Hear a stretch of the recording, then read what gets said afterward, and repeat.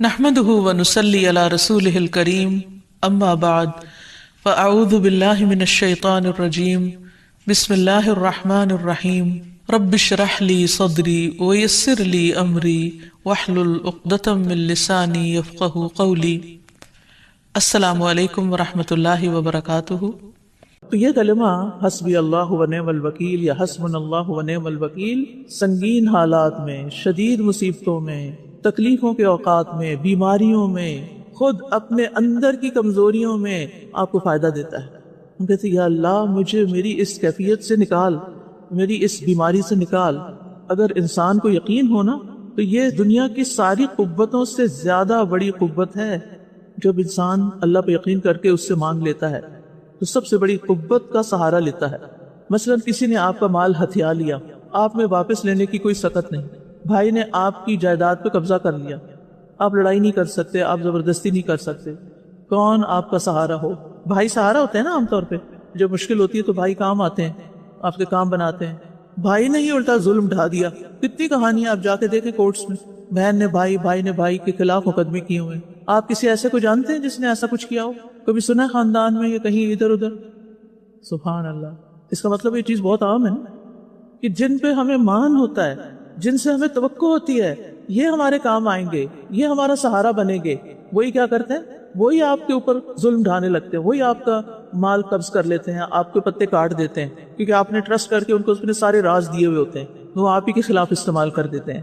تو جنہیں سمجھا تھا مددگار وہ ہو گئے فرار۔ اب کیا کریں؟ کس کا سہارا پکڑیں؟ اللہ کا سہارا پکڑیں۔ حسبی اللہ و نعم الوکیل۔ کس کو وکیل بنائیں؟ اللہ ہی کو۔ حسبی اللہ و نعم الوکیل، نعم المولا و نعم النصیر۔ اور اس سے آپ کی مصیبت ہلکی بھی ہوگی اور آپ اس سے بچ بھی جائیں گے، اور کوئی نہ کوئی رستہ مل جائے گا آپ کو اس مصیبت سے نکلنے کا۔ تو مصیبت سے بچنے کے لیے بھی اور خیر حاصل کرنے کی طاقت بھی صرف اللہ ہی دے سکتا ہے۔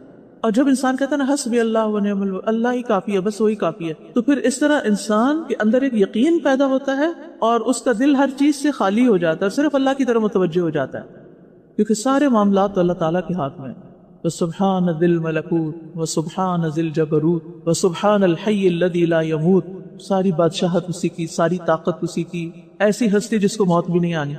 تو انسان پر مصیبتوں کے کتنے بھی پہاڑ ٹوٹ پڑے سب ہوا ہو جاتے ہیں جب اللہ کی مدد پر یقین ہوتا ہے۔ تو یہ جو جملہ ہے حسبی اللہ و نعم الوکیل، یہ اللہ تعالیٰ کی تقدیر پر راضی ہونے کا بھی جملہ ہے کہ اللہ میں راضی ہوں، اب آپ میرے لیے کافی ہیں، جو بھی آپ کا فیصلہ ہے آپ مجھے اس پر راضی کر دیں۔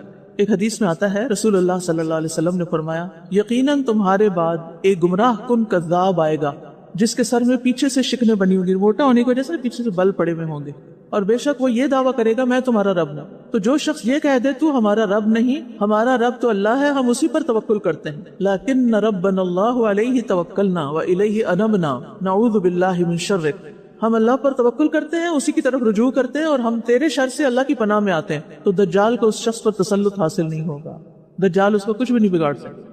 یزید بن حکیم کہا کرتے تھے مجھے کبھی کسی شخص سے اتنا ڈر نہیں لگا جتنا مجھے کسی ایسے شخص پر ظلم کرتے ہوئے ڈر لگا کہ اس کا مددگار صرف اللہ ہے، اور وہ مجھے یہ کہہ دے کہ میرے لیے اللہ کافی ہے، میرے اور تمہارے درمیان فیصلہ اللہ ہی کرے گا۔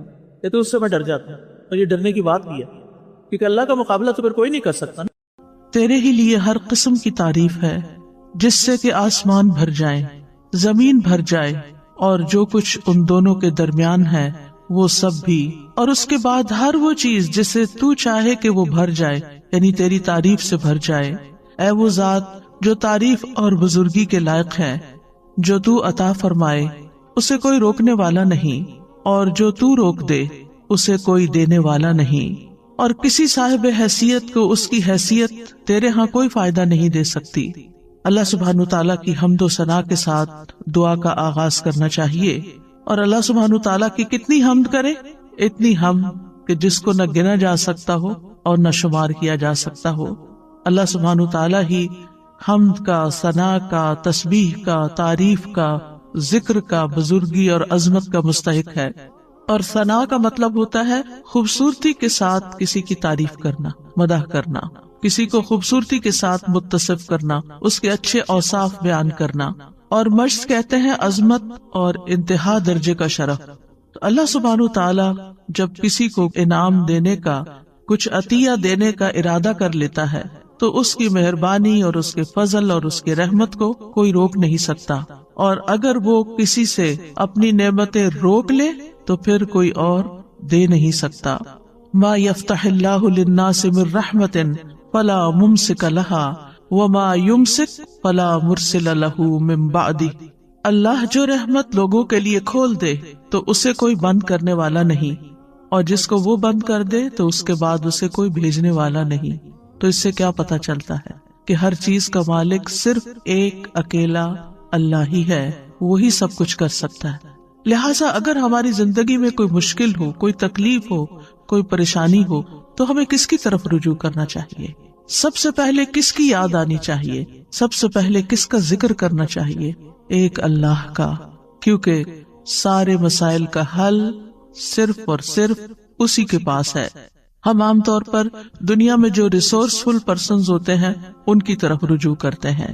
مثلاً اگر کسی کے پاس زیادہ دولت ہے یا کسی کے پاس زیادہ علم ہے یا کوئی نیکی یا تقوی ہے تو ہم سمجھتے ہیں کہ یہ ہمارے مسائل حل کر دیں گے، حالانکہ ان میں سے کسی کے پاس کوئی بھی ایسی سخت نہیں کہ وہ کسی کے مسائل حل کر سکے۔ کسی کا ریسورسفل ہونا کسی کو فائدہ نہیں دے سکتا، بعض اوقات خود اس کو بھی فائدہ نہیں دیتا، بلکہ جب تک اللہ کی مرضی نہ ہو انسان اپنے ہی قوتوں سے بھی فائدہ نہیں اٹھا سکتا۔ آپ نے دیکھا ہوگا کتنے ہی ذہین لوگ ہوتے ہیں لیکن اپنی ذہانت کو ضائع کر دیتے ہیں، کتنے ہی علم والے ہوتے ہیں جو اپنے علم پر عمل نہیں کرتے، اپنے علم کو ضائع کر دیتے ہیں، کتنے ہی دولت مند ایسے ہوتے ہیں کہ جو اپنی بیماریوں کی وجہ سے، اپنی تکلیفوں کی وجہ سے اپنی دولت سے کوئی فائدہ نہیں اٹھا سکتے، نہ وہ مرضی کا کھا سکتے ہیں، نہ مرضی کا پہن سکتے ہیں، اور نہ مرضی سے کہیں جا سکتے ہیں، حالانکہ بے شمار دولت ان کے پاس ہوتی ہے لیکن وہ اس سے فائدہ نہیں اٹھا سکتے، کیونکہ جب تک اللہ کی مرضی نہ ہو، جب تک اللہ کی رضا نہ ہو، اللہ کی طرف سے اذن نہ ہو، کوئی کچھ بھی نہیں کر سکتا۔ آج ہم انشاءاللہ توحید پر رہنے اور شرک سے بچنے کی دعائیں سیکھیں گے، کیونکہ سب سے پہلا حق اللہ سبحانہ وتعالیٰ کا حق ہے، اور سب سے پہلے جو چیز ہمیں آنی چاہیے، جو چیز ہمیں سیکھنی چاہیے وہ ہے توحید، اور اس کے لیے ہمیں دعائیں بھی کرنی چاہیے۔ ہم دیکھتے ہیں کہ ابراہیم علیہ السلام اور اسماعیل علیہ السلام دونوں نے جب کعبۃ اللہ کی تعمیر کر لی تو اس کے بعد جو دعا کی وہ کیا تھی؟ اے ہمارے رب، اور ہمیں اپنے لیے فرما بردار بنا، اور ہماری اولاد میں سے بھی ایک امت اپنے لیے فرما بردار بنا، اور ہمارے عبادت کے طریقے ہمیں دکھا، اور ہماری توبہ قبول فرما، بے شک تو ہی بہت توبہ قبول کرنے والا، نہایت رحم کرنے والا ہے۔ اسی طرح ابراہیم علیہ السلام نے خاص طور پر دعا کی کہ اے ہمارے رب، اس شہر کو امن والا بنا دے، اور مجھے اور میرے بیٹوں کو اس سے بچا لے کہ ہم بتوں کی عبادت کریں۔ انہوں نے اس چیز کا دعویٰ نہیں کیا کہ میں نے یہ گھر اللہ کی عبادت کے لیے بنایا، شرک اور شرک والوں کو چھوڑ کر آیا ہوں اور یہاں یہ گھر آباد کیا ہے، اب تو ہم شرک سے محفوظ ہو گئے، اور اب میں بھی اور میری اولاد بھی اپنے بل بوتے پہ ہم اب شرک نہیں۔ انہوں نے اپنے آپ پر بھی اعتماد نہیں کیا۔ انہوں نے یہ نہیں کہا چونکہ میں تو شرک سے بچنے کے لیے آگ میں بھی کود پڑا تو مجھ پہ شرک کہاں اثر کر سکتا ہے۔ نہیں، جب تک اللہ سبحانہ تعالیٰ نہیں بچاتا تو کوئی بھی نہیں بچ سکتا۔ لا حول ولا قوت الا باللہ۔ لہٰذا انہوں نے دعا کی کہ اللہ مجھے بھی بچا لے اور میرے بچوں کو بھی بچا لے کہ ہم بتوں کی عبادت کریں۔ یونس علیہ السلام جب مچھلی کے پیٹ میں گئے تو اس وقت انہوں نے کیا دعا کی؟ لا الہ الا انت سبحانک انی کنت من الظالمین۔ اللہ سبحانہ تعالیٰ کی توحید کا ذکر سب سے پہلے کیا، کیونکہ لا الہ الا اللہ سب سے افضل کلمہ ہے۔ لا الہ الا اللہ نجات کی کنجی ہے، جنت کی کنجی ہے۔ جس طرح نماز کی کنجی طہارت ہے، حج کی مفتاح یا حج کی کنجی جو ہے وہ احرام ہے، تو اسی طرح جنت میں جانے کے لیے لا الہ الا اللہ چاہیے۔ یہ سب سے افضل کلام ہے، اور اس لا الہ الا اللہ کا سیکھنا ہر ایک پر واجب ہے۔ یونس علیہ السلام نے کہا لا الہ الا انت سبحانک انی کنت من الظالمین، کہ تیرے سوا کوئی الہ نہیں، تو پاک ہے، بے شک میں ہی ظالموں میں سے ہوں۔ اور پھر وہ کلمہ جو تمام انبیاء نے حج کے موقع پر عرفہ میں پڑھا، وہ سب سے بہترین کلمہ جس کو قرار دیا گیا وہ ہے لا الہ الا اللہ وحدہ لا شریک لہ لہ الملک و لہ الحمد وہو علی کل شیء قدیر، کہ اللہ کے سوا کوئی معبود نہیں، وہ اکیلا ہے، ساری بادشاہت اسی کی ہے اور ساری تعریف بھی اسی کی ہے، اور وہ ہر چیز پر قادر ہے۔ جہاں ہمیں اپنی توحید کو خالص کرنے کے لیے ان کلمات کا ذکر کرنا چاہیے، وہاں دوسری طرف کفر اور شرک اور نفاق سے بچنے کی دعائیں بھی کرنی چاہیے۔ اللہم انی اعوذ بک من الکفر والفقر، اللہم انی اعوذ بک من عذاب القبر لا الہ الا انت، اے اللہ میں کفر سے اور فقر سے تیری پناہ میں آتا ہوں، اے اللہ میں عذاب قبر سے تیری پناہ میں آتا ہوں، تیرے سوا کوئی معبود نہیں۔ اللہ اللہ ربی لا اشرک بہ شیئا، اللہ ہی میرا رب ہے، میں اس کے ساتھ کسی چیز کو شریک نہیں کرتا۔ اور پھر اللہم انی اعوذ بک ان اشرک بک وانا اعلم واستغفرک لما لا اعلم، اے اللہ میں تیری پناہ میں آتا ہوں اس بات سے کہ میں جان بوجھ کر تیرے ساتھ کسی کو شریک کروں، اور جو میں نہیں جانتا ہوں اس کے لیے تجھ سے مغفرت طلب کرتا ہوں۔ اور اسی طرح اللہم لک اسلمت وبک آمنت وعلیک توکلت وإلیک انبت وبک خاصمت، اللہم انی اعوذ بعزتک لا الہ الا انت ان تضلنی، انت الحی الذی لا یموت والجن والانس یموتون، اے اللہ میں نے تیری فرما برداری کی، میں تجھ پر ایمان لایا، تجھ پر توکل کیا، تیری طرف رجوع کیا، تیری ہی مدد سے لڑا، اے اللہ میں تیری عزت کے ذریعے اس بات سے پناہ مانگتا ہوں کہ تو مجھے گمراہ کرے۔ یعنی اللہ سبحانہ تعالیٰ کی توحید کا اقرار کرتے کرتے دعا کیا مانگی کہ تو مجھے گمراہ نہ کرنا، کیونکہ ہدایت تو صرف اللہ کے ہاتھ میں ہے، تیرے سوا کوئی معبود نہیں، تو زندہ ہے جس کو کبھی موت نہیں آئے گی، اور جن و انس سب کے سب مر جائیں گے۔ تو یہاں پر آپ دیکھیے کہ ایک طرف ہمیں توحید خالص حاصل کرنے کی دعائیں کرنی ہے اور اس کا اقرار کرنا ہے اور اظہار کرنا ہے۔ اگر آپ کو یاد ہو جو دعا کے میں نے ابتدائی لیکچرز دیے تھے تو اس میں نے دعا کی 3 قسمیں بتائی تھی، اور اس میں سب سے پہلی قسم دعا کی کیا تھی؟ توحید کا اقرار، لا الہ الا اللہ، یعنی لا الہ الا اللہ کا اگر آپ تکرار کر رہے ہیں، صرف اپنی توحید کا اظہار کر رہے ہیں، تو یہ سب سے بڑی دعا ہے، یہی دعا ہے، کیونکہ آپ اللہ سبحانہ تعالیٰ پر ہی انحصار کر رہے ہیں، اپنا سب کچھ اسی کے سپرد کر رہے ہیں۔ انسان دعا کب کرتا ہے؟ جب اس کی کوئی ضرورت ہوتی ہے، جب اس کو کوئی پریشانی ہوتی ہے، جب اس پر کوئی غم ہوتا ہے، جب وہ کسی بیماری کا شکار ہو جاتا ہے، جب اس کو کوئی مالی معاملات پیش آ رہے ہوتے ہیں جو مشکل ہو جاتے ہیں، تو ایسے اوقات میں ہم اللہ سے دعا کرتے ہیں۔ کیوں کرتے ہیں؟ کہ اللہ تعالیٰ اس مشکل کو دور کر سکتا ہے۔ اور جب ہم صرف اللہ تعالیٰ کی توحید بیان کرتے ہیں کہ اور کوئی الہ ہے ہی نہیں، اور کوئی مددگار ہی نہیں، اور کوئی کارساز ہی نہیں، اور کوئی دکھ دور کرنے والا ہی نہیں، اور کوئی مشکل سے نکالنے والا ہی نہیں، تو دراصل ہم اس بات کا اقرار کر رہے ہوتے ہیں۔ اور رنج و غم سے نکلنے کی دعا کیا بتائی گئی؟ اللہ اللہ ربی لا اشرک بہ شیئا، اس میں مانگا تو کچھ نہیں، صرف ہم یہ کہہ رہے ہیں کہ اللہ میرا رب ہے اور میں اس کے ساتھ کسی کو بھی شریک نہیں کرتا، اپنی توحید کو خالص کر رہے ہیں، کیونکہ آپ اس بات کا زبان حال سے اقرار کر رہے ہیں کہ آپ کی یہ بے بسی، لاچارگی، تکلیف، پریشانی صرف ایک اللہ ہی دور کر سکتا ہے۔ اور جتنا زیادہ آپ اپنی توحید کو خالص کرتے چلے جاتے ہیں، اتنا ہی آپ اللہ کو راضی کرتے چلے جاتے ہیں، کیونکہ اللہ سبحانہ تعالیٰ کو سب سے زیادہ جو چیز ناراض کرتی ہے وہ شرک ہے۔ شرک کیا ہے؟ ظلم عظیم ہے۔ اللہ سبحانہ تعالیٰ سب چیزیں معاف کر دے گا لیکن شرک کو معاف نہیں کرے گا۔ تو پھر جب ہم لا الہ الا اللہ لا الہ الا اللہ لا الہ الا اللہ پڑھتے چلے جاتے تو دراصل کس چیز کی نفی کر رہے ہوتے ہیں؟ شرک کی نفی کر رہے ہوتے ہیں، کیونکہ اس میں ایک طرف لا الہ ہے کہ کوئی بھی الہ نہیں، میرے نزدیک کوئی بھی بڑا نہیں تجھ سے، کوئی بھی معبود نہیں، کوئی بھی عبادت کے لائق نہیں، کوئی بھی حاجت روا نہیں، کوئی بھی مشکل کشا نہیں، الا اللہ، سوائے اللہ کے۔ ہر خیر کی کنجیاں اللہ ہی کے پاس ہیں، میں اسی کی طرف رجوع کرتا ہوں، اسی سے مدد طلب کرتا ہوں، وہی میرا اصل مددگار ہے۔ اور جتنا زیادہ دل کے ساتھ آپ اس کلمے کو پڑھیں گے اور پکاریں گے اور اپنی تکلیف میں آپ کچھ بھی نہیں کہتے سوائے اس کے کہ لا الہ الا اللہ لا الہ الا اللہ، بیمار ہیں، دکھی ہیں، اور اس کے کہنے میں آپ دیکھیں اگر آپ کا منہ نہیں کھلتا تھا تب بھی آپ کی زبان اس کلمے کو ادا کر سکتی، یعنی آپ کو اسے بولنے کے لیے نہ اپنے ہونٹ ہلانے پڑتے نہ اپنے حلق کو تکلیف دینی پڑتی، کچھ بھی نہیں، لا الہ الا اللہ، لا الہ الا اللہ۔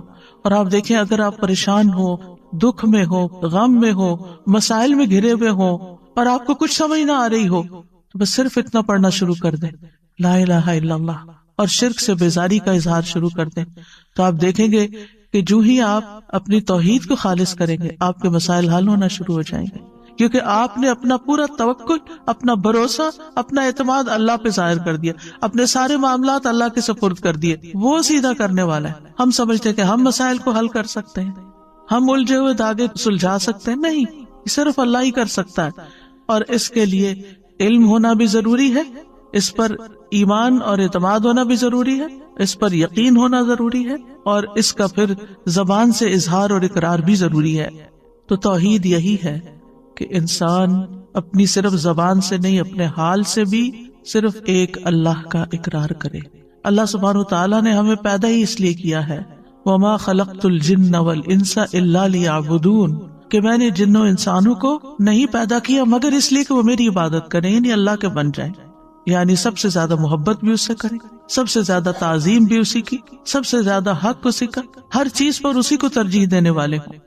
رسول اللہ صلی اللہ علیہ وسلم نے فرمایا، ایمان کی 70 یا 60 سے اوپر کچھ شاخیں ہیں جن میں سب سے افضل لا الہ الا اللہ کہنا ہے، اور جب لا الہ الا اللہ انسان کہتا ہے تو ہر چیز کی نفی کر دیتا ہے، چاہے وہ انسان ہو، چاہے وہ جن ہو، چاہے وہ فرشتے ہوں، چاہے وہ حیوانات ہوں، چاہے وہ نباتات ہوں، چاہے وہ پہاڑ اور جمادات ہوں، کوئی بھی، سب کی نفی، ان میں سے کوئی ایک بھی معبود نہیں، کیونکہ جن قوموں نے شرک کیا انہوں نے کبھی انسانوں کو اپنا الہ بنا لیا، جیسے فرعون نے کہا تھا انا ربکم الاعلی، میں تمہارا سب سے بڑا رب ہوں، یہ تکبر کی انتہا ہے۔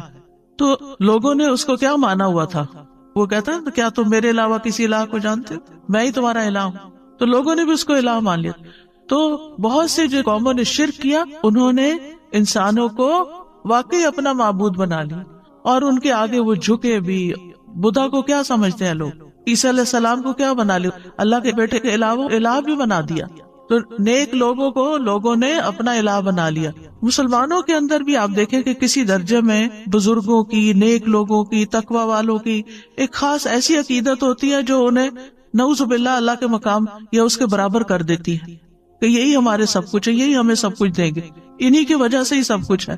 یہی تو شرک ہے۔ اللہ سبحانہ تعالیٰ کو کسی کی ضرورت ہے؟ کسی کی بھی ضرورت نہیں ہے۔ کوئی ساری زندگی بھی سجدے میں پڑا رہے تو اللہ کا حق ادا نہیں کر سکتا، ایک نعمت کا حق ادا نہیں کر سکتا۔ کہاں یہ کہ وہ یہ سمجھے کہ میں چھوٹی موٹی ٹوٹی پوٹی عبادت کر کے کچھ بن گیا ہوں اور اب لوگوں کے مسائل کا حل میرے ہاتھ میں ہے، کسی کے ہاتھ میں نہیں ہے۔ تو صرف اور صرف ایک اللہ ہی ہے جو سب کچھ کرتا ہے۔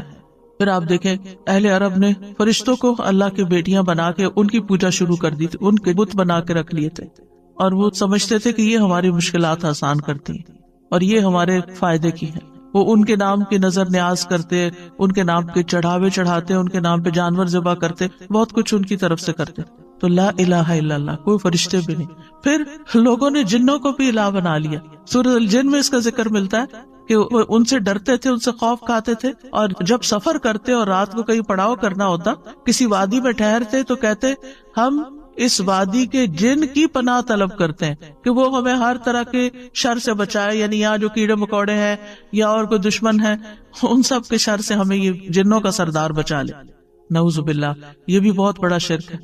پھر اسی طرح کچھ لوگوں نے پتھروں کے بت بنا لیے، ان کو پوجتے، کچھ نے درختوں کو بت بنا لیا، اور اب تو آپ دیکھیے کہ کروڑوں کی تعداد میں ہے جس چیز سے انسان ڈرے، آگ سے ڈرے، پانی سے ڈرے، ان سب چیزوں کو اپنا الہ بنا لیا۔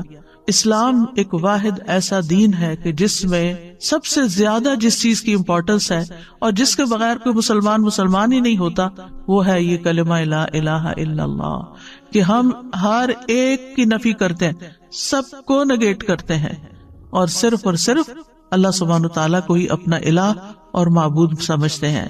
اور پھر توحید کا جو لفظ ہے یہ وحد یوحد سے ہے، جس کا معنی ہوتا ہے کسی چیز کو ایک بنانا۔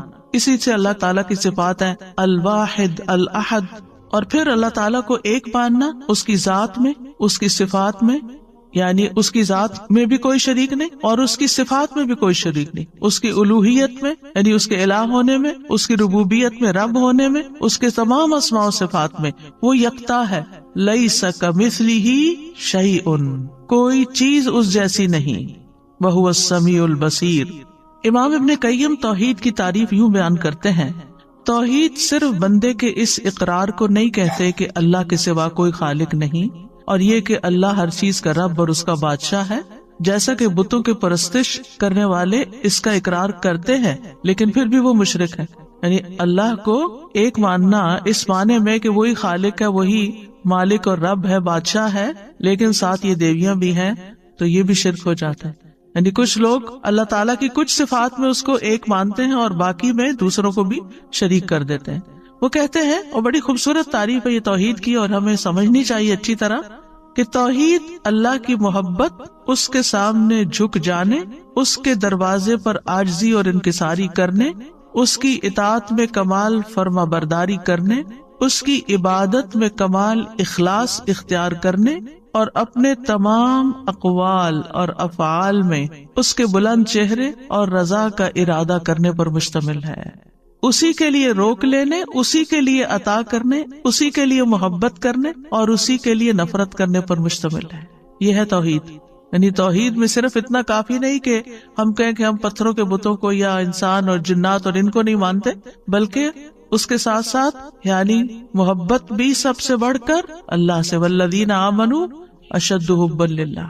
سجدہ بھی صرف اسی کے لیے، کسی اور کے لیے نہیں، کسی اور کے آگے نہیں جھکنا۔ عاجزی اور انکساری کی انتہا صرف اسی کے لیے، اطاعت میں کمال فرما برداری اسی کی، عبادت میں اخلاص اسی کے لیے، اور پھر ہم جو باتیں کریں، اقوال افعال، ہمارے جو بھی کام ہیں، صرف اللہ کو راضی اور خوش کرنے کے لیے کریں۔ اس کا مقصد یہ نہ ہو کہ لوگ ہم سے خوش ہو جائیں، لوگ ہم سے راضی ہو جائیں تاکہ وہ ہمیں کچھ فائدے پہنچا سکے۔ یعنی لوگوں کی خوشامد کرنا، لوگوں کی تعریف اس لیے کرنا تاکہ ان سے ہمیں کچھ بینیفٹس مل جائیں، نہیں۔ جب کسی کو یہ پتا چلتا ہے کہ کوئی اس کی تعریف کسی مقصد کے لیے کر رہا ہے تو کیسا لگتا ہے؟ یعنی آپ اپنے آپ کو رکھ کے دیکھیں، اگر آپ کو یہ پتا چلے کہ سامنے والا کسی مقصد مطلب کے لیے میری تعریف کر رہا ہے تو آپ کو وہ تعریف کیسے لگے گی؟ گھن آئے گی، بہت بری لگے گی، بیزار ہوں گے آپ اس سے۔ اس لیے ہمارے دین نے ہمیں اس سے بھی روکا ہے کہ لوگوں کی تعریف یا لوگوں کے ساتھ خیر خواہی یا اچھا اخلاق، ایون جو اسمائل کرنا ہے، یہ سب چیزیں بھی اللہ کے لیے کرو، اس لیے نہیں کرو کہ آپ کو ان سے کوئی فائدہ مل جائے۔ یعنی وہ بہت سے طریقے بتائے ہوئے ہوتے ہیں کہ آپ یہ اور یہ کام کریں تو پھر آپ کو لوگوں کی محبت حاصل ہو جائے گی۔ محبت تو اللہ ڈالتا ہے دلوں میں، آپ 100 چیزیں کر لیں، نئی محبت کسی کی لے سکتے، آپ محبت خرید نہیں سکتے۔ آپ جتنی چاہے کسی کی خدمت کر لیں، جتنی چاہیں کسی کی چاکری کر لیں، لیکن آپ اس کی محبت نہیں لے سکتے جب تک کہ اللہ آپ کے لیے اس کے دل میں محبت نہ ڈالے۔ ان الذین آمنوا وعملوا الصالحات سیجعل لهم الرحمن ودا، جو اللہ کی طرف رجوع کر لیتے ہیں نا، اللہ کے بن جاتے ہیں، ایمان لے آتے ہیں، نیک عمل کرنے لگتے ہیں، ضرور رحمان لوگوں کے دلوں میں ان کی محبت پیدا کر دے گا۔ آپ اللہ کے بن جائیں، مخلوق آپ سے محبت خود ہی کرنے لگے گی۔ بندوں سے محبت کسی مطلب مقصد کے لیے نہ کریں۔ آپ دیکھیں کہ بعض بچے والدین کی کوئی رسپیکٹ نہیں کرتے، لیکن انہیں جب والدین سے کچھ چاہیے ہوتا تو پھر وہ ان کی کچھ تعریف وغیرہ کر دیتے ہیں۔ مطلبی محبت، خود غرضی کی محبت، دنیاوی فائدے حاصل کرنے کی محبت نہیں۔ ہمیں اگر کسی سے محبت بھی کرنا ہے تو صرف اللہ کے لیے، اللہ کو راضی کرنے کے لیے، اللہ سے اجر پانے کے لیے، کیونکہ اس کا بھی اجر ہے۔ جب ہم اچھے اخلاق سے کسی سے پیش آتے ہیں، ہم کسی کی مدد کرتے ہیں، ہم کسی کی خدمت کرتے ہیں، ہم کسی کے کام آتے ہیں، اور اگر ہم اپنے دل میں یہ دہراتے ہیں یہ میں صرف اللہ کے لیے ہے، اس کا اجر میں اللہ سے چاہتا ہوں، اس کا بدلہ میں اللہ سے چاہتا ہوں، تو آپ دیکھیں گے کہ سامنے والا شکریہ کہے یا نہ کہے، آپ کو دعا دے یا نہ دے، آپ کی تعریف کرے یا نہ کرے، آپ کو بدلہ دے یا نہ دے، نہ آپ کا دل ٹوٹے گا، نہ آپ کا اطمینان اور چین خراب ہوگا، کچھ بھی نہیں ہوگا آپ کو۔ آپ کتنے مضبوط انسان بن جائیں گے، کیونکہ آپ نے اس کے لیے تو کیا ہی نہیں، آپ نے جس کے لیے کیا اس نے دیکھ لیا، اور اس پر آپ کا پکا یقین ہے کہ اس نے تو بدلہ دینا ہی دینا نا، کیونکہ وہ کسی کا احسان نہیں رکھتا۔ یعنی ہماری نماز، ان صلاتی ونسکی ومحیای ومماتی للہ رب العالمین. پہلی دو باتیں تو سمجھ آتی ہیں، بھئی نماز اللہ کے لیے بھی، سجدہ اللہ کے لیے کرو، قبلے کی طرف رخ کرو، اللہ کا ذکر کرو، قربانی کرتے ہوئے بھی اللہ کا نام لو، یہ تو بات سمجھ میں آتی ہے. لیکن محیای و مماتی، میری زندگی اور موت اللہ کے لیے. جی، پیدائش سے لے کر موت تک کے جتنے بھی کام کر رہے ہو نا، وہ بھی اللہ کے لیے، وہ بھی اللہ کو خوش کرنے کے لیے. بندوں کے پیچھے بھاگنا چھوڑ دو، اللہ کو خوش کرو، اللہ کو راضی کرو، یہی توحید ہے. اور جب اللہ کو راضی کرو گے نا، اللہ سبحانہ وتعالیٰ دفاع بھی کرے گا تمہارا، تمہاری مدد کرے گا. تو تم سوچ بھی نہیں سکتے کہ کس کس تدبیر سے وہ تمہیں فائدہ پہنچائے گا، کہاں کہاں سے. یعنی بعض اوقات ہم کسی چیز کے ضرورت مند ہوتے ہیں، ویسے کوئی بیماری آ گئی ہے، کوئی مصیبت اور تکلیف آ گئی ہے، ہم اس کے لیے دعائیں کر رہے ہوتے ہیں، پھر ہمیں شفا ہو جاتی ہے. ہم سوچتے ہیں یہ ہم نے دعائیں کی تھی نا، وہ میری دعا قبول ہو گئی، پھر اپنے کو کریڈٹ دے رہے ہوتے ہیں، میری دعا سے، آپ کی دعا سے یہ ہوا.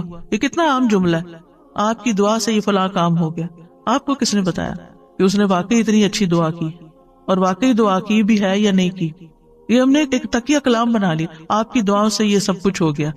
اگلے کو پتہ بھی نہیں ہوتا کون سی دعائیں، اللہ کی رحمت سے.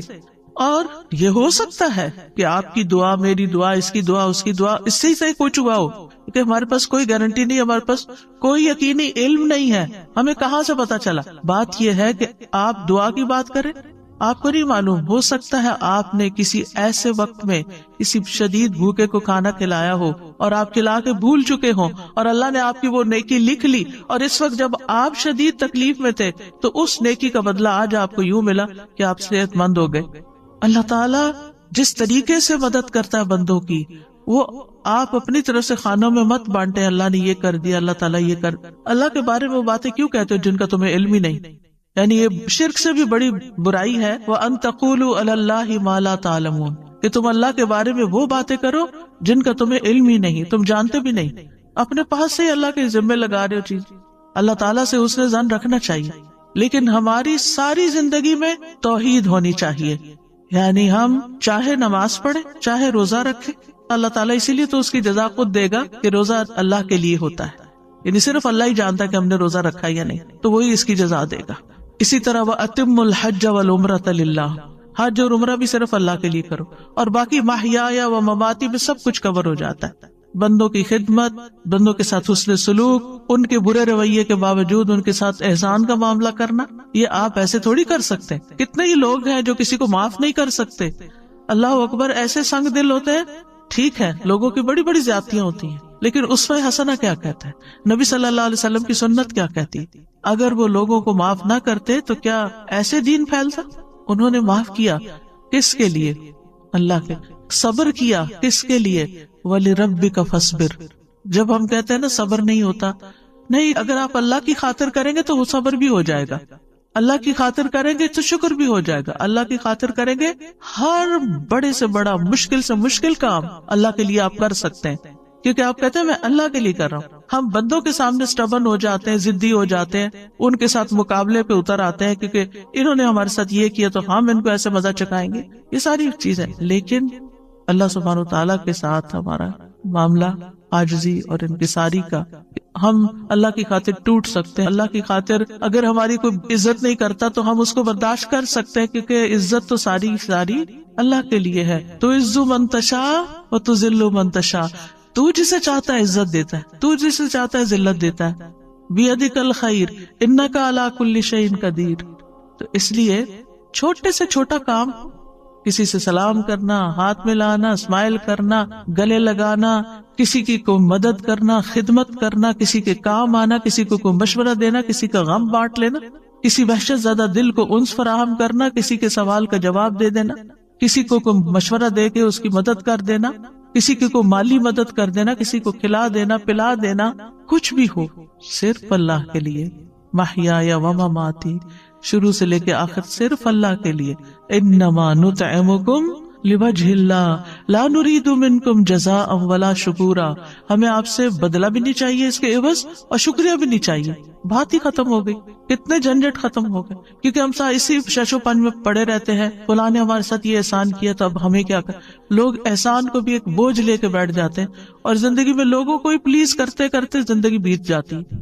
اگر ہر شخص کے اندر یہ توحید آ جائے، یہ اخلاص آ جائے کہ جو کرنا ہے اللہ کے لیے کرنا ہے، اور اس کا صلہ اور اس کا بدلہ اور اس کا اجر اللہ سے توقع رکھنی ہے، تو آپ جب اللہ کے لیے سب کچھ کریں گے تو آپ کے نیک اعمال میں تیزی آ جائے گی، کیونکہ آپ بہت سارے بوجھ سے نکل جائیں گے، اللہ تعالیٰ سے کنیکشن ہو جائے گا، آپ کو پرواہ نہیں رہے گی لوگوں کی کہ لوگ آپ سے خوش ہیں یا ناراض ہیں، آپ نہیں ناراض کریں گے ان کو، لیکن اگر آپ کے احسان کے باوجود وہ ماننے کو ہی نہیں تیار، معاملہ اللہ پہ چھوڑ دینا۔ اچھا، بعض اوقات یہ ہوتا ہے ہم سمجھتے ہیں اس کا معاملہ میرے ساتھ ہے، یہ میری وجہ سے ایسے ہو رہا ہے، میری کوئی غلطی ہے تو اس کا موڈ آف ہے، یا یہ میری وجہ سے یہ سب خرابی کر رہا ہے۔ آپ کو نہیں پتا اللہ نے اس کو کسی اور طرح سزا دی ہوئی ہے کہ وہ اپنے ٹارچر سے نہیں نکل پاتا، کہ کسی کو معاف نہیں کر سکتا یا نارمل انسان کی طرح زندگی نہیں بسر کر سکتا، وہ پتہ نہیں اپنے کس گناہ میں پکڑا ہوا ہے، اور آپ سارا کچھ اپنے اوپر لیے رہ رہے ہیں۔ آپ کیوں اپنے اوپر لے رہے ہیں سارا بوجھ؟ آپ اللہ کی طرف رجوع کریں، اللہ کی طرف منہ پھیر لیں، اس کی طرف توجہ کر لیں، اور لوگوں کو سمجھانے کے بعد ان کے حال پر چھوڑ دیں، وہ جانے اور ان کا رب جانے وہ کیا کرتے ہیں اور کیا نہیں۔ آپ رسپانسیبل نہیں، اگر آپ نے کسی کا دل نہیں دکھایا، آپ نے کسی کے ساتھ ظلم اور زیادتی نہیں کی، آپ نے اپنے فرائض پورے کر دیے، آپ نے اپنی ذمہ داریاں نبھا دی، پھر اس کے بعد کوئی اس کو اکنالج کرتا ہے یا نہیں، ایکسپٹ کرتا ہے یا نہیں، اس کی پرواہ نہیں ہونی چاہیے، اس سے اوپر اٹھ جانا چاہیے۔ جتنا اس سے باہر نکلیں گے نا، اتنی توحید خالص ہوگی۔ توحید جو ہے یہ غموں سے نجات دلانے والی ہے، مشکلات سے بچانے والی ہے۔ تو توحید کا مطلب یہ نہیں کہ اللہ کو صرف خالق و مالک سمجھ کر بس چھوڑ دیا جائے، وہ خالق ہے وہ مالک ہے، نہیں، زندگی کے ہر لمحے میں اللہ کے ساتھ تعلق، ہر چیز اللہ کے لیے، ساری فرما برداری اسی کی، ہر قول ہر فعل اس کی رضا کی خاطر، اسی کے لیے روک لینا، کیونکہ بعض اوقات روکنا بھی پڑتا ہے کسی چیز کو، اور اسی کے لیے دینا کسی کو، اسی کے لیے محبت اور اسی کے لیے نفرت۔ توحید کے جو کچھ اور نام رکھے گئے ہیں نا، کتابوں میں ملتے ہیں، اس لیے ان کی تھوڑی سی وضاحت کر دیتی ہوں کہ ذرا مشکل ٹرمز ہوتی ہیں، تو مطلب کیا ہے ان کا۔ ایک ہوتی ہے توحید الوہیت، الوہیت کا لفظ الہ سے نکلا ہے، اس کا مطلب یہ ہوتا ہے کہ اللہ کی ایسی عبادت کی جائے۔ نحمده ونصلي على رسوله الكريم، اما بعد فاعوذ بالله من الشيطان الرجيم، بسم الله الرحمن الرحيم، رب اشرح لي صدري ويسر لي امري واحلل عقدة من لساني يفقهوا قولي۔ السلام علیکم ورحمۃ اللہ وبرکاتہ۔ پھر اسی طرح آپ دیکھیے کہ استغفار کرنا جسم کے اعضاء کا کفارہ بھی ہے۔ ہر روز انسان کے 360 جوڑوں پر صدقہ واجب ہو جاتا ہے، یعنی ہر روز جب صبح ہم کرتے ہیں تو ہمارے اوپر صدقہ لازم ہوتا ہے، لیکن ہم میں سے ہر ایک کے پاس اتنے پیسے یا اتنا مال و دولت نہیں ہوتا کہ ہم صدقہ کر سکیں۔ تو اس کے لیے بہترین حل کیا ہے کہ انسان استغفار کرے، اللہ کی تسبیح کرے، اور 2 رکعت ضحیٰ کی نماز جو ہے، چاشت کی نماز یا اشراق کی نماز جو ہے، وہ جسم کے ہر جوڑ کا صدقہ ہے۔ اور یہ آزما کر دیکھ لیں، اگر آپ کو جوڑوں کی تکلیف ہے، اگر آپ کے جسم میں تکلیف ہے جوڑوں میں، تو آپ ان 2 رکعتوں کو روز پڑھنا شروع کریں۔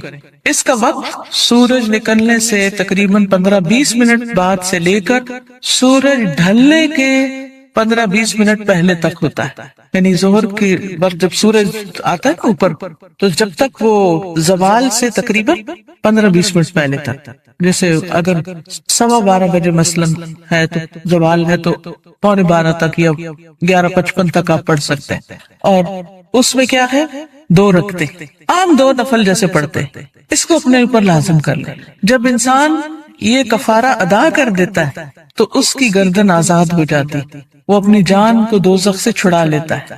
ہر شخص کی جان پکڑی ہوئی ہے، ہر شخص پکڑا ہوا ہے، اور نہ صرف یہ کہ یہ آخرت کے اعتبار سے بلکہ دنیاوی اعتبار سے بہترین نسخہ ہے، آزما کے دیکھ لیں۔ لیکن ہم میں سے اکثر کو یہ پتہ ہی نہیں کہ روز ہم پہ صدقہ واجب ہوتا ہے۔ ہم صدقہ کب کرتے ہیں، صدقہ کب دیتے ہیں، اپنی جان کا صدقہ کب دیتے ہیں؟ جی، جب کوئی بیمار ہوتا ہے پھر اس کی طرف سے بکرا ذبح کرتے ہیں کہ اس جان کے بدلے جان دے دیں، بس، اور جب وہ ٹھیک ہو جاتا ہے پھر ختم کر دیتے ہیں۔ یہ صرف اس وقت کے لیے نہیں ہے صدقہ، یہ صدقہ روز کے لیے ہے، یہ روز صدقہ دینا ہے، اور روز آپ کے پاس اتنے پیسے نہیں ہیں، اور اگر ہے تو وہ بھی دیں، وہ بھی اللہ کے راستے میں کچھ نہ کچھ صدقہ کریں۔ سبحان اللہ، الحمدللہ، اللہ اکبر، لا الہ الا اللہ، استغفر اللہ. تو اگر آپ ایک دفعہ استغفر اللہ کہتے ہیں تو ایک جوڑ کا صدقہ ہو گیا، دوسری دفعہ استغفر اللہ کہتے ہیں تو دوسرے جوڑ کا صدقہ نکل گیا، تیسری دفعہ کیا تو تیسرا نکل گیا. تو جتنی دفعہ استغفر اللہ کہیں گے اتنے جوڑوں کا صدقہ ہوتا جائے گا. کبھی ایسا بھی ہوتا ہے نا کہ انسان کو وقت نہیں ملتا، یا وہ سفر کر رہا ہوتا ہے، یا کبھی کوئی مجبوری ہو جاتی ہے کہ انسان نہیں پڑھ سکتا، تو پھر کیا کرے؟ ذکر کی کثرت کر دے، استغفار کی کثرت کر دے. پھر اسی طرح استغفار کو بیماریوں کا علاج بتایا گیا. جیسے میں نے ابھی کہا نا کہ اگر آپ چاہتے ہیں کہ آپ کے جوڑوں کی تکلیف دور ہو جائے تو جوڑوں کا صدقہ دیا کرے روز. اور جوڑوں کا صدقہ روز کیا ہے؟ 2 نفل اشراق یا چاشت یا ضحیٰ کے. اصل میں بہت سے لوگ کنفیوز ہوتے ہیں کہ اشراق اور ضحیٰ اور چاشت یہ کیا ہے. یہ ایک ہی نماز ہے. جیسے تراویح اور قیام اللیل یہ ایک ہی نماز ہے. اگر آپ جلدی پڑھیں گے تو اس کو اشراق کہتے ہیں. اشراق اس لیے کہتے ہیں کہ ابھی سورج مشرق سے طلوع ہوا ہے اور اس کے تھوڑی دیر بعد 15-20 منٹ بعد آپ نے نماز پڑھ لی. جب سورج اچھی طرح چمک جائے تو پھر اس کو ضحیٰ کہتے ہیں، چاشت کا وقت کہتے ہیں. ضحیٰ عربی میں کہتے ہیں اور اردو میں چاشت کہتے ہیں. اور تھوڑا اور بعد میں پڑھے تو اس کے لیے صلاۃ الاوابین بھی کہتے ہیں. اور نبی صلی اللہ علیہ وسلم سے 2 سے لے کے 8 رکعتیں ثابت ہیں. چاہے 2 پڑھیں، چاہے 4 پڑھیں، چاہے 6 پڑھیں، چاہے 8 پڑھیں، جو آپ کا دل کر، لیکن کم از کم 2 ضرور پڑھیں. پھر اسی طرح استغفار بیماریوں کا علاج ہے. اگر کسی کو مثلا ہارٹ پرابلم ہے یا کوئی اور اسی طرح کی کوئی بیماریاں ہیں اس کو، تو اس کے لیے بھی استغفار ہے. قتادہ کہتے ہیں کہ یہ قرآن تمہیں تمہاری بیماری اور علاج بتاتا ہے. یعنی قرآن کے ذریعے تمہیں بیماریاں بھی پتہ چلتی ہیں. بیماریوں سے مراد یہاں روحانی بیماریاں اور خاص طور پر ذہنی پریشانیاں اور جذباتی اور دلی پریشانیاں، اور پھر اس کا علاج بھی بتاتا ہے. یعنی قرآن شفا ہے. قرآن مجید میں آتا ہے شفاء لما فی الصدور، کہ قرآن میں سینوں کے اندر جو ہے یعنی دل ہے ان کے لیے شفا ہے. پھر یہ کہا گیا کہ گناہ بیماری ہے. گناہ کیا ہے؟ بیماری ہے، اور استغفار ان کا علاج ہے.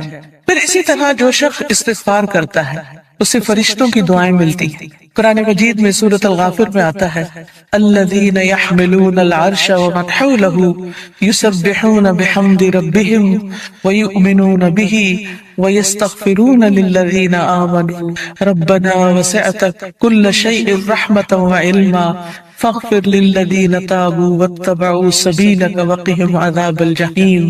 جو فرشتے عرش اٹھائے ہوئے ہیں اور جو اس کے ارد گرد ہیں، سب اپنے رب کی حمد کے ساتھ اس کی تسبیح کر رہے ہیں اور اس پر ایمان رکھتے ہیں، اور ایمان لانے والوں کے لیے بخشش کی دعا کرتے ہیں. سبحان اللہ، یعنی کتنی بڑی سعادت ہے. ایمان لانا کتنی بڑی اللہ کی رحمت ہے ہم پر کہ ہم اس پر ایمان رکھتے ہیں اور آخرت پر ایمان رکھتے ہیں اور عقیدہ درست ہے. کیونکہ ایسے لوگوں کے لیے فرشتے بھی ان کے دوست ہوتے ہیں اور ان کی مدد بھی کرتے ہیں اور ان کے لیے دعائیں بھی کرتے ہیں. جیسے ایک اور جگہ پر آتا ہے ان الذین قالوا ربنا اللہ ثم استقاموا تتنزل علیہم الملائکۃ الا تخافوا ولا تحزنوا وابشروا بالجنة التي كنتم توعدون نحن اولیاؤکم فی الحیاة الدنیا وفی الآخرة ولکم فیہا ما تشتہی انفسکم ولکم فیہا ما تدعون نزلا من غفور رحیم. کہ بے شک وہ لوگ جنہوں نے کہا کہ اللہ ہمارا رب ہے، اللہ ہی کو رب مانا، اللہ ہی کو خالق مالک رازق مانا، ثم استقاموا، پھر اسی پہ جم گئے، ادھر ادھر نہیں دیکھا، کسی اور فقیر کے پاس نہیں گئے، کسی اور مزار پہ نہیں گئے، بلکہ کیا کیا؟ صرف اللہ کو اپنا رب مان کر اسی سے دعائیں کی. ان الذین قالوا ربنا اللہ ثم استقاموا، تو کیا ہوتا ہے؟ تتنزل علیہم الملائکہ، ان پر فرشتے اترتے. اللہ تخافوا ولا تحزنوا، نہ تم خوف کرو نہ تم غم کرو. وَأَبْشِرُوا بِالْجَنَّةِ الَّتِي كُنْتُمْ تُوعَدُونَ، اس جنت کی خوشخبری پاؤ جس کا تم وعدہ دیے جاتے ہو. نَحْنُ أَوْلِيَاؤُكُمْ فِي الْحَيَاةِ الدُّنْيَا، ہم دنیا کی زندگی میں بھی تمہارے دوست ہیں، تمہارے مددگار ہیں، دنیا میں بھی، وَفِي الْآخِرَةِ، اور آخرت میں بھی. وَلَكُمْ فِيهَا مَا تَشْتَهِي أَنفُسُكُمْ، اور تمہیں وہاں وہ ملے گا جو تمہارے دل چاہیں گے، نفس خواہش کریں گے. وَلَكُمْ فِيهَا مَا تَدَّعُونَ، اور وہاں تمہیں وہ ملے گا جو تم طلب کرو، جو بھی مانگو گے مل جائے گا. نزلا من غفور الرحیم، یہ مہمانی ہے اس رب کی طرف سے جو غفور الرحیم ہے. تو اس لیے جو شخص ایمان لا کے اللہ کو اپنا رب مان لیتا ہے، اسی کی طرف رجوع کرتا ہے، اسی سے مدد مانگتا ہے، تو اللہ سبحانہ وتعالیٰ اس کو مدد دیتے ہیں اور فرشتوں کے ذریعے بھی اس کی مدد کرتے ہیں۔ اور ایسے فرشتے جو اللہ کا عرش عظیم اٹھائے ہوئے ہیں وہ ان کے لیے دعائیں کرتے ہیں۔ اب دیکھیے کہ ہم سب کہتے ہیں، ایک دوسرے سے کہہ رہے تھے میں بہت پریشان ہوں، پلیز میرے لیے دعا کرو، اس کو کہتے ہیں دعا کرو، اس کو کہتے ہیں دعا کرو۔ لیکن جو لوگ ایمان لا کر اللہ کی طرف رجوع کرتے ہیں، استغفار کرتے ہیں، تو فرشتے بھی ان کے لیے دعائیں شروع کر دیتے۔ تو جن کے لیے فرشتے دعائیں کریں ان کو پھر کسی دعا کی کمی؟ پھر آپ دیکھیں ایک اور کام، بلکہ آپ ہی سے پوچھوں گی کون سا ہے وہ کام جس کی وجہ سے فرشتے کیا زمین کی ساری مخلوق دعائیں کرتی ہے، مچھلیاں بھی سمندر میں اور چیونٹیاں بھی زمین میں۔ کس کس کو پتا ہے؟ سب کو نہیں پتا، سب کو پتا ہونا چاہیے، ٹھیک ہے؟ وہ کس کے لیے؟ جو لوگوں کو خیر کی بات سکھائے، اچھی باتیں لوگوں کو بتائے، قرآن و حدیث کی تعلیم دے، سیکھے اور سکھائے۔ ایک جگہ پر سیکھنے والے کے لیے بھی آتا ہے۔ طالب علم کے لیے کیا خوشخبری ہے، فرشتے کیا کرتے ہیں طالب علم کے لیے؟ اپنے پر بچھاتے ہیں، تواضع سے اس کی رسپیکٹ کرتے ہیں، اور ایک اور میں آتا ہے یعنی اس کے اوپر سایہ کرتے ہیں۔ کتنی بڑی خوشخبری! پھر اس سے اچھا کوئی کام ہو سکتا ہے کہ ہم بھی ایسی مجلسوں میں شریک ہوں، ایسی جگہوں پر جائیں جہاں سیکھنے سکھانے کا کام ہوتا ہے، خود بھی سیکھیں، دوسروں کو بھی سکھائیں، دوسروں کے بھی کام آئیں۔ جب آپ یہ کام شروع کریں گے تو فرشتے آپ کے لیے دعائیں شروع کر دیں گے، مچھلیاں آپ کے لیے دعائیں شروع کر دیں گی، چونٹیاں آپ کے لیے دعائیں کریں گی۔ اور آپ کو پتا ہے کہ جب چونٹی بھی دعا کرتی ہے تو اللہ تعالیٰ سنتا ہے۔ ایک دفعہ حضرت سلیمان علیہ السلام اپنے لشکر کے ساتھ نکلے کہ بارش کی دعا کریں، تو آگے گئے تو دیکھا کہ ایک چونٹی اپنے پیٹ کے بل لیٹی ہوئی ہے اور اپنے ہاتھ اوپر کیے ہوئے ہے، اللہ سے دعا کر رہی ہے کہ یا اللہ تو پانی برسا تاکہ ہماری پیاس ختم ہو، یعنی ہم سیراب ہوں۔ تو حضرت سلیمان اپنے لشکر کو لے کے واپس چلے گئے کہ اللہ نے اس چونٹی کی دعا سن لی ہے۔ تو پرندے بھی، درندے بھی، چونٹیاں بھی، یہ سب دعائیں کرتے ہیں۔ تو اگر آپ دین سیکھنے اور سکھانے کے کام میں لگ جائیں گے اور اس کے لیے وقت نکالیں گے تو دنیا اور آخرت کی برکتیں نصیب ہوں، اور آپ کے دل میں ابھی خواہش ہوگی اللہ اس کو پورا کر دے گا، آپ کی ضرورتیں پوری ہونے لگے گی، آپ کے مسائل حل ہونے لگے گی، آپ کے دل کو راحت اور سکون ملے گا جو دنیا کی کسی اور چیز میں نہیں۔ اگر اچھے کپڑے پہننے سے سکون ملتا تو جو لوگ ہر وقت برانڈڈ کلوتھس پہنتے ہیں، یعنی برانڈ کے کپڑے پہنتے ہیں، عام کپڑے نہیں پہنتے، پھر انہیں سب سے زیادہ خوشحال ہونا چاہیے تھا، ہے نا؟ اگر خوشی بڑے گھروں میں رہنے سے ملتی تو جو لوگ بڑے بڑے گھر بنائے ہوئے ہیں دنیا میں وہ سب سے زیادہ خوشحال ہونے چاہیے تھے۔ لیکن آپ دیکھیں کہ دنیا کے ایسے ممالک جہاں پر لوگوں کو ہر سہولت میسر ہے، اگر وہ خود کماتے نہیں تو گورنمنٹ ان کو وظیفہ دیتی ہے، گھر دیتی ہے، ان کے بچوں کی تعلیم کا انتظام کرتی ہے، فری میڈیکل سپورٹ ملتی ہے، لیکن اس کے باوجود وہ خودکشیاں کرتے ہیں۔ کسی چیز کی کمی نہیں، مگر دل خوش نہیں، دل میں راحت نہیں، دل میں سکون نہیں۔ اور اس کے برعکس وہ صحابہ جو پیٹ پر 3 پتھر باندھ کے کام کرتے تھے، ان کے دلوں میں خوشی تھی، سکون تھا، اطمینان تھا۔ فقر و فاقے کی وجہ سے بھی ان کے دلوں کا اطمینان اور سکون نہیں گیا۔ آج اگر ہمیں تھوڑی سی بھی کمی ہو تو ہم پریشان ہو جاتے ہیں، کسی بھی چیز کی کمی لگتی تو ہم پریشان ہو جاتے ہیں، کیا پتہ نہیں کیا بنے، کیا ہوگا ہمارا۔ تو جو شخص اللہ کے راستے پر نکل آتا ہے فرشتے اس کے لیے دعا کرتے ہیں۔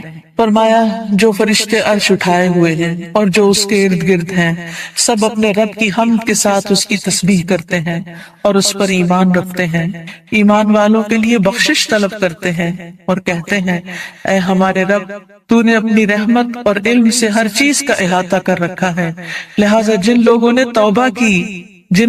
توبہ کی اور تیری راہ کی پیروی کی تو انہیں بخش دے اور دوزخ کے عذاب سے بچا لے۔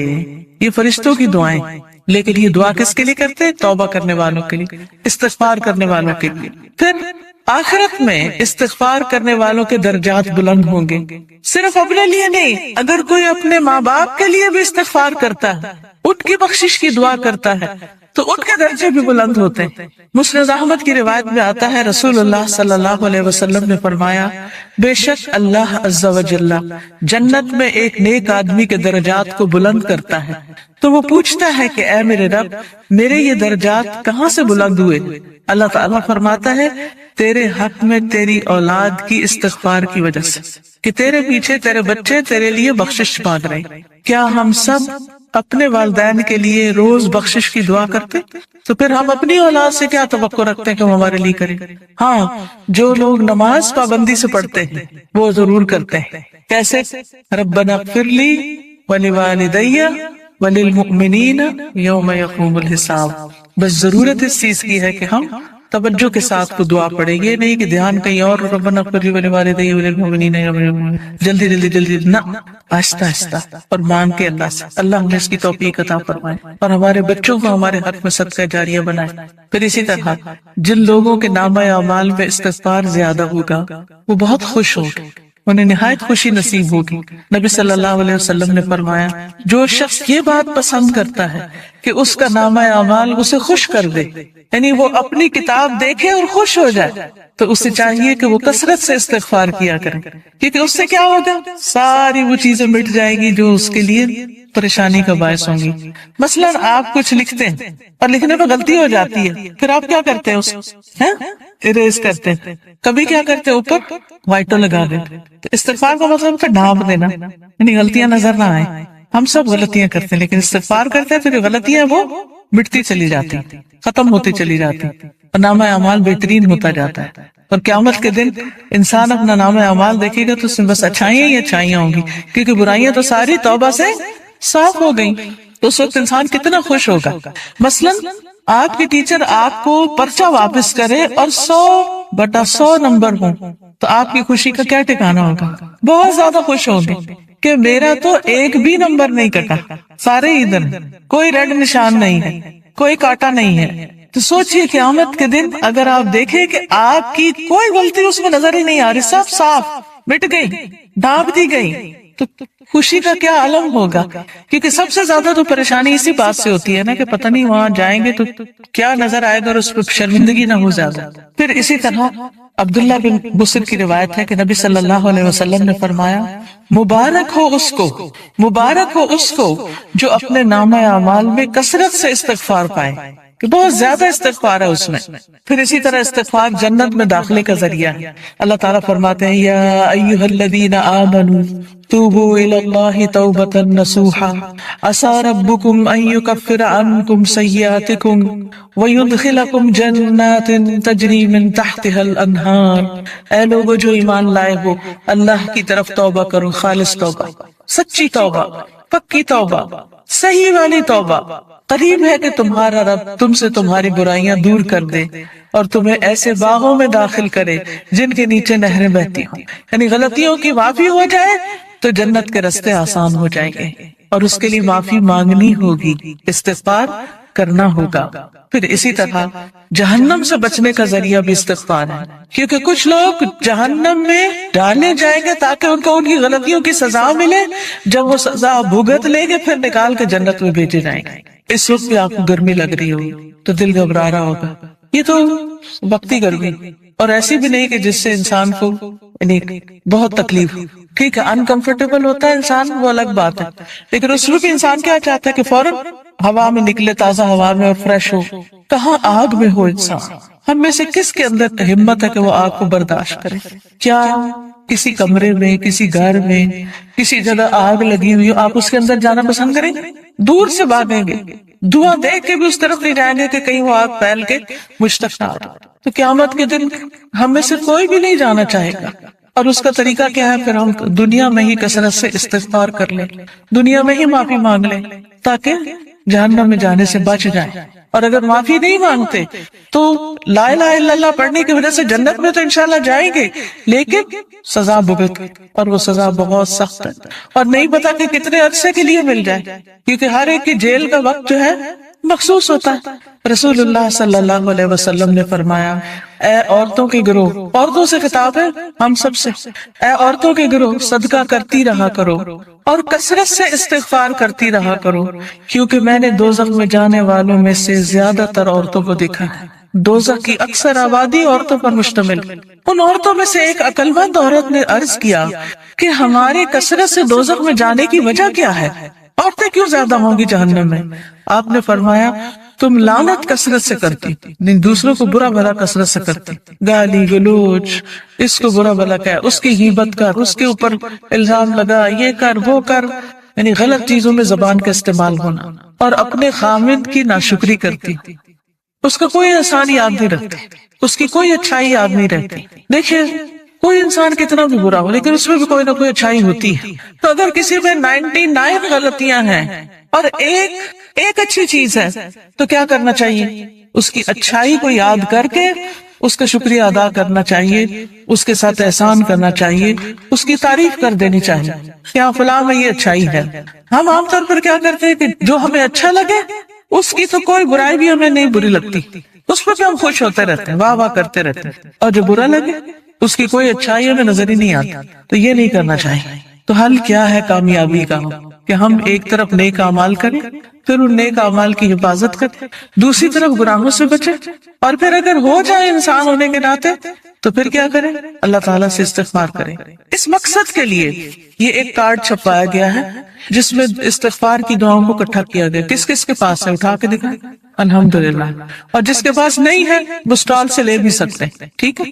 تو اب آپ دیکھیے کہ جس کے پاس یہ کارڈ ہے وہ تو ٹھیک، جس کے پاس نہیں لازماً آپ کے پاس ہی ہونا چاہیے، کیونکہ یہ ساری دعائیں ہمیں زبانی یاد نہیں، اور ہم میں سے ہر ایک یہ بھی نہیں کر سکتا کہ جا کے کتابوں میں سے ڈھونڈے، پورے قرآن میں سے نکالے، کتابوں میں سے نکالے، اور پھر یہ دیکھے کہ صحیح کون سی ہے اور کون نہیں، اور پھر ان کو اکٹھا کرے۔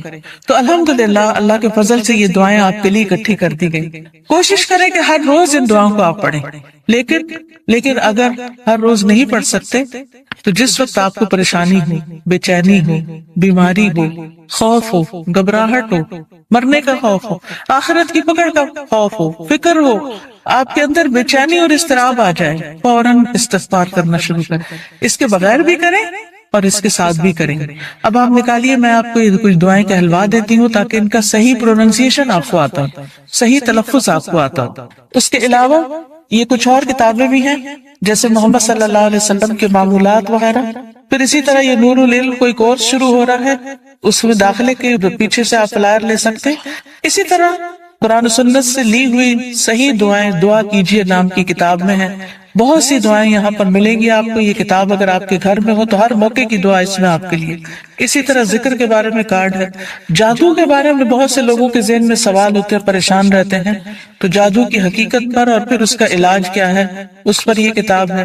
پھر اچھا اخلاق انسان کے نامہ اعمال میں بہت بھاری نیکی ہوگی، تو اس پر یہ کہ اچھا اخلاق ہے کیا کیا کرنا ہوتا ہے، احادیث پر مشتمل یہ کتاب ہے۔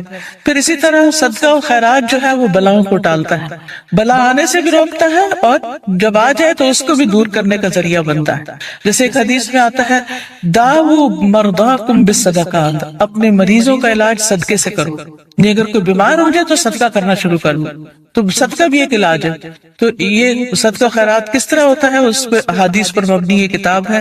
پھر اسی طرح رات کو سوتے وقت کے اذکار، رات کی نیند کیسی ہونی چاہیے اور کیا کرنا چاہیے کیا نہیں کرنا چاہیے، سنتیں کیا ہیں، تو یہ سونے جاگنے کے آداب اور اذکار ہیں۔ جو شخص صبح اور شام کے اذکار کرتا ہے اور رات ذکر کر کے سوتا ہے وہ ان لوگوں میں لکھ لیا جاتا ہے، وَالذَّاكِرِينَ اللَّهَ كَثِيرًا وَالذَّاكِرَاتِ أَعَدَّ اللَّهُ لَهُم مَغْفِرَةً وَأَجْرًا عَظِيمًا، کہ اللہ کا ذکر کرنے والے مرد اور بہت زیادہ اللہ کا ذکر کرنے والی عورتیں، اللہ نے ان کے لیے مغفرت اور بہت بڑا اجر تیار کر رکھا ہے۔ تو اللہ تعالیٰ سے بخشش پانے کے لیے کیا کریں؟ اللہ کا ذکر کریں، رات کو ذکر کر کے سوئیں۔ تو سارے اذکار جو مسنون کتابوں میں ہیں وہ اس میں لکھ دیے گئے ہیں، اپنے بیڈ سائڈ ٹیبل پہ رکھ دیں، دراز میں رکھ دیں، جب سونے لگے اس کو پڑھ کے پھر سوئیں۔ پھر اسی طرح یہ ہے کہ رسول اللہ صلی اللہ علیہ وسلم کا تعارف ہے، تعارف حبیب کے نام سے یہ کتاب ہے۔ آپ صلی اللہ علیہ وسلم کی ذاتی زندگی کے بارے میں اور آپ کی خصوصیات کے بارے میں احادیث کی روشنی میں کتاب مرتب کی گئی ہے، اس کو بھی آپ دیکھ سکتے ہیں۔ پھر یہ ایک اور استغفار کے بارے میں کتاب ہے، تم کب توبہ کرو گے، بہت ہی بہترین کتاب ہے۔ پھر اسی طرح یہ ہے کہ حدیث میں آتا ہے کہ جو شخص یہ چاہتا ہو کہ اس کی عمر لمبی ہو، اس کی عمر میں برکت ہو اور اس کے رزق میں برکت ہو، اسے چاہیے اپنے رشتہ داروں سے اچھا سلوک کریں۔ استغفار کے اوقات اور مقامات، وہ اوقات اور جگہ کہ جن میں استغفار کرنا مستحب ہے، اگرچہ توبہ کے دروازے ہر وقت کھلے رہتے ہیں۔